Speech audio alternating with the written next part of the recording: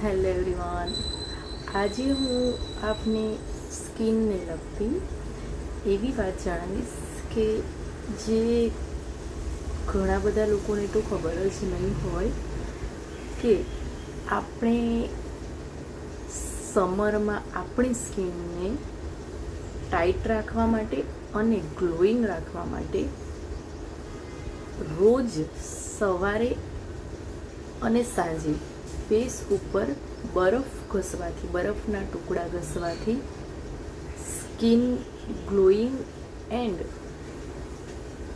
Natural look આપશે, tightening skin થશે. જે લચી પડેલી સ્કિન હોય એમાં પણ ઘણો બધો ફરક પડે છે.